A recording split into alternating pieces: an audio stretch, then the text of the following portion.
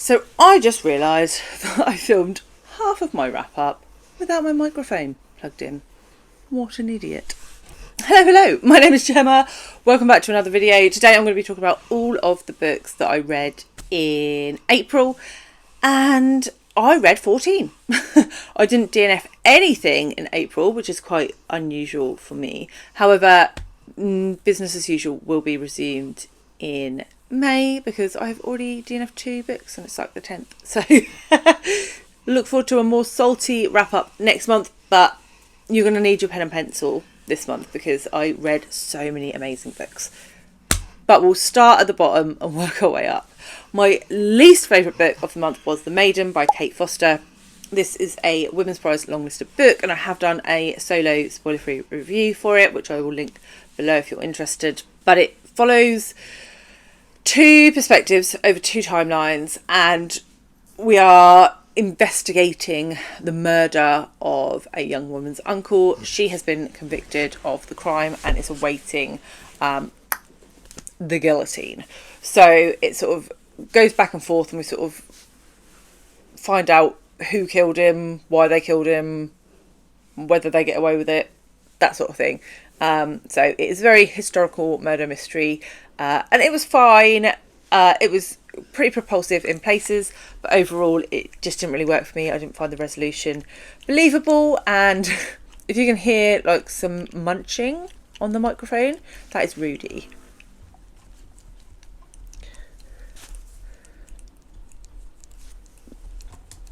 Itching his leg. So yeah, it didn't really work for me.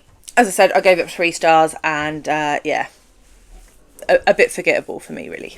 In at 13th place we have The Adventures of Huckleberry Finn by Mark Twain, and I gave this 3.5 stars.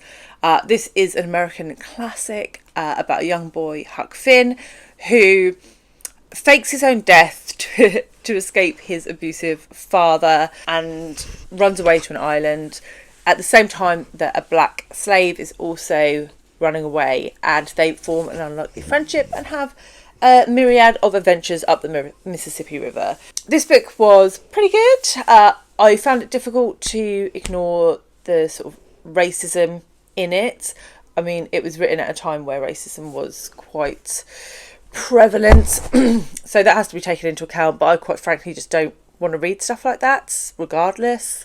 And I thought it was fine as a children's book, but I mean, I didn't have the nostalgic vibe. I think if you read it as a child, you would have a level of nostalgia that maybe elevated it. But for me, those books are things like Philip Pullman, C.S. Lewis, J.R. Tolkien. So yeah, I just had different books in my childhood, and so this didn't really ring a chime with me, you know. So okay, moving on to number 12, and we're actually now in 4-star territory. So that tells you how good my reading month was. Everything from now on I would recommend. It's really just sneezed. So in at number 12, Jiminy Cricket, we have We Are Not Frogs by Michael Morpurgo. Michael Morpurgo is a very prolific children's author. He has written so many books. And this one is for younger readers. It's really an early doors chapter book about toads being mistaken for frogs. And I read this to my youngest, Charlie. I would say this fills a gap in the bookish marketplace between picture books and middle grade books, where you've got young readers who want short chapter books that are easy to read but still enjoyable. There aren't that many of them out there, right? So if you have a child sort of between 4 and 6, I would highly recommend this, either for them to read or for you to read to them, that just sort of moves on from picture books a little bit, but not right to a full-on 300-page children's book, you know. Then in at 11th position we have Wolf Winter by Cecilia Ekback. This was one of the oldest books on my TBR. I actually picked it up in January and then kept having to put it down, and I finally finished it in April, and I really enjoyed it. This follows a family, a mother, a father, 2 daughters, who move from Finland to Norway or Sweden. I can't quite remember. But they move to a mountain called Blackson Mountain, to a freeholding, a homestead on the mountain. Very rural, very isolated. There are a handful of these homesteads dotted across the mountain, and then there is a sort of central village where everyone gathers sort of once or twice a year by the churches. And we get the perspective of the eldest daughter, the mother, and the priest at the church throughout this story. And when they first arrive on Blackson Mountain, they are trying to escape some of the things that happened in the previous village that they lived in. But the two daughters go out to, I think they're gathering berries or something, and they stumble across a body. A man has been murdered. Has he been murdered, or was he attacked by wolves? And we then spend the story trying to uncover what happened to this man. There is a lot of magical realism in this, and we also hear from indigenous Nordic tribes as well through this, which is really interesting. It's something I haven't read so much on. I thought this was really fun. It was dark, it was eerie, it had a very gothic feel to it, and yeah, it was quite a slow burn, but in like quite a delicious way. So yeah, I really enjoyed this and would recommend if you're looking for something dark and gothic.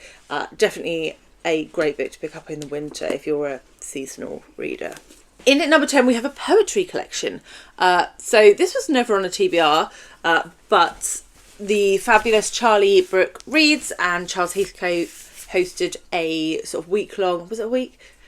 I think it was a week, poetry readathon, which was to encourage people to pick up poetry. I did only pick up one collection, and I picked up this one, Please Do Not Touch This Exhibit by Jen Campbell, and I really enjoyed this. You could see how much Campbell had put of herself into her poetry, and I thought the way that it was structured was really interesting. It almost gave it a narrative feel throughout the collection. So if you're a poetry person, I think you'll really like this, and I found the messages quite easy to understand, and some of it was very sad, definitely pulled at the odd heartstrings in places. And so yeah, highly recommend if you're into poetry, or if you're not into poetry but want to try some. I think this is actually quite an accessible entry into it. So yes, really enjoyed that. Then in at number 9 was the FOMO book club pick for March and April, which was Bridge to Terabithia by Katherine Patterson. This is a children's book, and I literally finished this in a day. It was super short, about two children who form an unlikely friendship when one moves next door to the other, and they create this sort of magical kingdom in the woods. And it's just like the beauty of child play and child imagination, and how friendship can support people, and it was fantastic. But it was very heartbreaking. There's a key event that happened in the second half of the book that was really hard to read. I won't tell you any more than that because it would be really spoilery, but I really liked it. I'm so glad I read it. It's, you know, it's a FOMO book, a fear of missing out book, so it's one of those books that I've wanted to read for a very long time, and it did not disappoint. In at number 8, and we are now at 4.5 star territory, which means that I read 8 books that were 4.5 or 5 stars in April. And that was Boulder by Eva Baltasar, translated by Julia Sanches. This was nominated for the International Booker Prize last year, and I've been meaning to get to it ever since.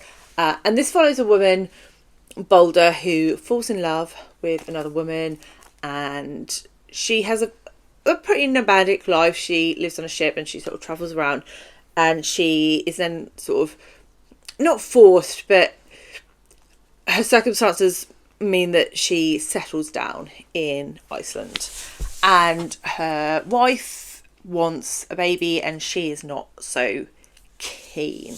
And I think this is such a interesting and unique way of looking at motherhood. It's something I hadn't really thought about before, and yeah, I really liked this a lot. I would recommend it. It's really short. It's like not even 100 pages. So if you are intrigued, as I was, then I would recommend. This was a very good book.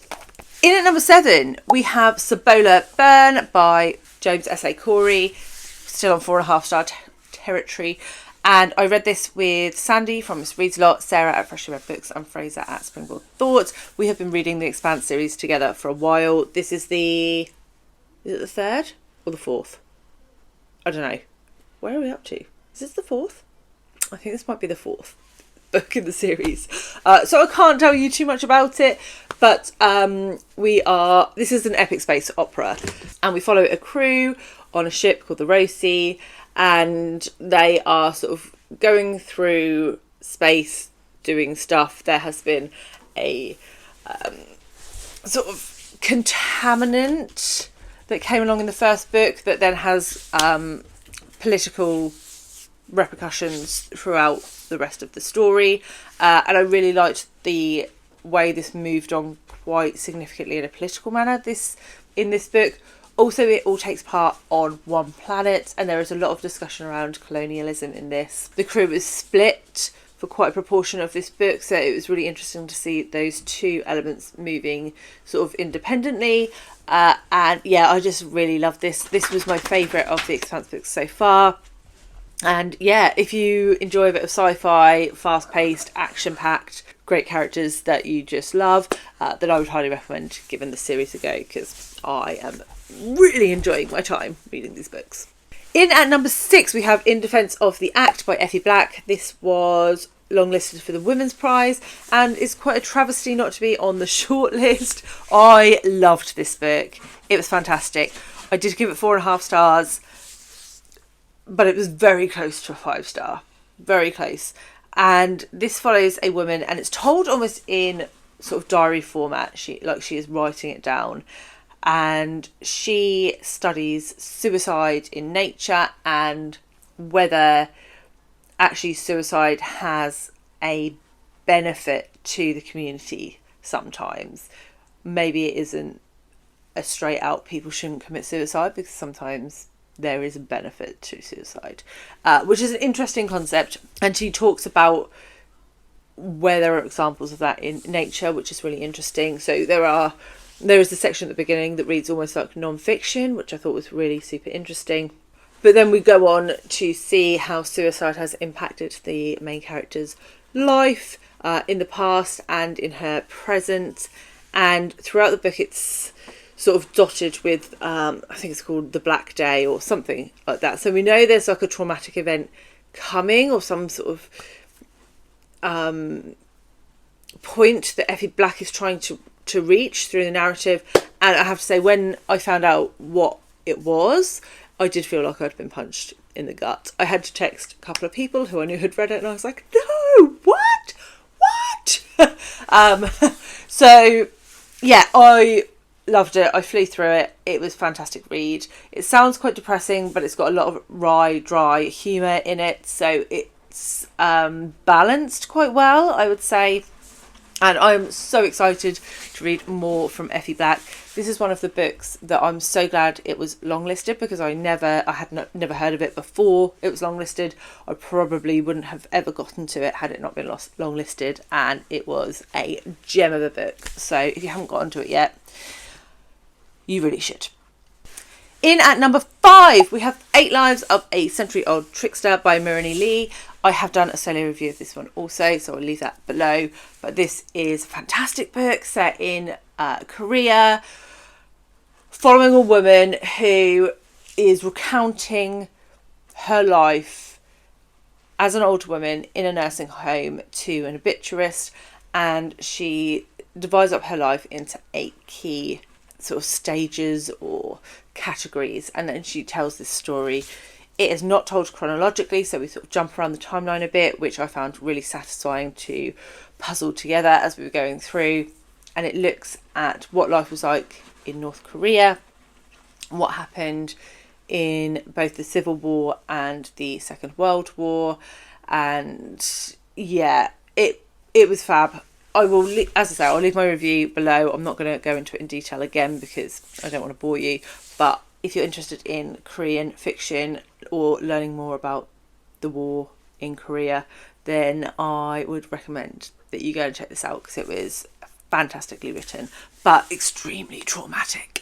Okay, in at 4th position, we have Intervals by Marianne Brooker, which was a Wheeler's Prize for non-fiction long-listed book. Also a travesty that this didn't get shortlisted, because this was fan-dabby-dozy, and we are now into 5-star territory. So this is a non-fiction memoir about Marianne Brooker's experience when her mother was diagnosed with MS, and the journey that they went on as her mother reached a critical point in her illness where she decided that she wanted to end her own life before the pain became unmanageable, and the ridiculous hoops that she had to jump through to make it possible to die with dignity in her own home in the UK. Assisted suicide is not legal in the UK, so the only option for people who are in this situation is to voluntarily stop eating and drinking, which is barbaric. I don't really think there's another way to describe it. And Marianne talks about her experience supporting her mother through that, and it was utterly heartbreaking to read. It made you pretty angry at the UK government for their lack of compassion and their lack of impetus to do anything to help people who are suffering. And yeah, I would highly recommend. I think it's a really, really important read. And it also talks about the support that people with serious and terminal illnesses receive, or the lack of support, the lack of financial aid, disability benefit, all of those things, and the way that it really negatively affects people's quality of life when their quality of life is already deteriorating on health benefits. And it's a hard read, but really, really worth it. I would highly recommend if you are in the market for some hard-hitting non-fiction. This certainly fits the bill. Brilliant book. So glad I read it. Then in at number 3, we have James by Percival Everett. I read Huckleberry Finn, and James is a retelling of Huckleberry Finn. And I have done a solo review of this. This was my hot or not pick for April. If you're unfamiliar, I pick a new release, or I put a vote up on my community channel once a month for you guys to pick me a new release. And then I read it in the month and review it. And this was outstanding. This was such a good book, looking at James's perspective of the Huckleberry Finn story. I do talk about it a lot more detail in my review, so I'll leave that below. But Percival Everett's creation of Jim, or James, was masterful. His discussion around language was incredible. The way that he captured some of the essence of Huckleberry Finn, but also completely transformed the story, was so delightful to read, and I really, really recommend it. I adored it, and it's getting pretty universal praise from the reviews that I've seen as well. So yeah, great book. Go read that one too. In at number 2, I have Saga Volume 9. So I've been reading the Saga graphic novel series by Brian K. Vaughn and illustrated by Fiona Staples for a few months now, and I am addicted, like fully addicted to this series. And Volume 9 ripped my heart out, stomped on it, and I cried. So yeah, I can't tell you too much about that specific volume, but it follows a couple from opposite sides of a war, and the story is told from the perspective of their child. They are different species, so their child Hazel has both horns and wings, which is not appreciated by the governments of either side of the war. So yeah, that's sort of the backdrop to it, but just go and read it. The illustrations are fantastic. The storytelling is brilliant. It's funny. It's heartbreaking. It's beautifully narrated, and it's just all of the things. It's all of the things. So if you like a bit of sci-fi, if you like graphic novels, then this will definitely be of interest to you. If you're not really a graphic novel person, but you think maybe you want to give it a go, then I would really, really recommend starting here, because I love these so, so much. I have, in fact, already bought and read volume 10 in May. So, yes, I only have one volume left to go now, volume 11, and then I've got to wait for more to be released. So, yeah. So that leaves my number one, and the best book that I read amongst all of these amazing books in April was Brotherless Night by V.V. Ganeshananthan, and this is an amazing book. I've done a solo review, I'll leave it below, but this is set in the Sri Lankan Civil War, following a young woman trying to become a doctor in a Tamil community when all of the Civil War shit hits the fan, and it is heartbreaking in every sense of the word.